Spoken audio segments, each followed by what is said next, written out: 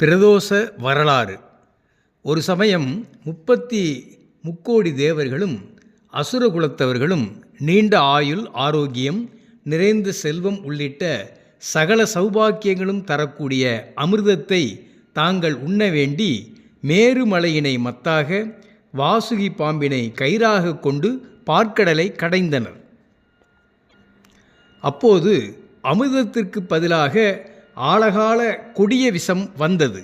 அக்கொடிய விஷத்தைக் கண்டு அனைவரும் அஞ்சி ஓடி ஒளிந்து பின்பு கைலாயம் வந்து நந்தியம்பெருமானை வணங்கி பின்பு அவரின் அனுமதி அளிக்க சிவபெருமானை தஞ்சமடைந்து தங்களை காத்து அருளும்படி வேண்டிக் கொண்டனர். இறைவனும் அஞ்சேல் என அனைவருக்கும் அருள் புரிந்து ஸ்ரீ சுந்தரமூர்த்தி நாயனாரை அழைத்து பார்க்கடலில் தோன்றிய கொடிய ஆழகால விஷத்தை எடுத்து வருமாறு பணித்து அருளினார்.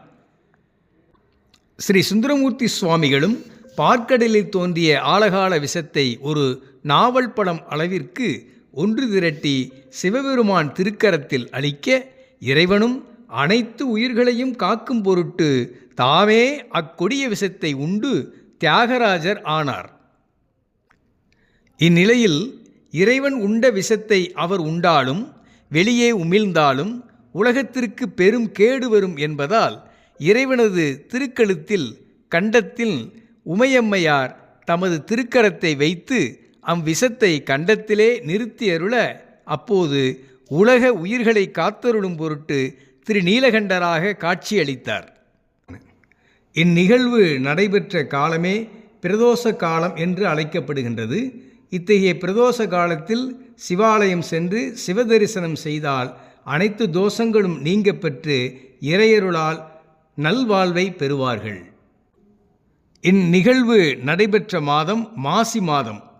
அத்தகைய சிறப்பான மாசி மாதத்தில் திருமுருகன்பூண்டி திருமுருகநாத சுவாமி திருக்கோயில் பிரம்ம உற்சவம் நடைபெறுகிறது.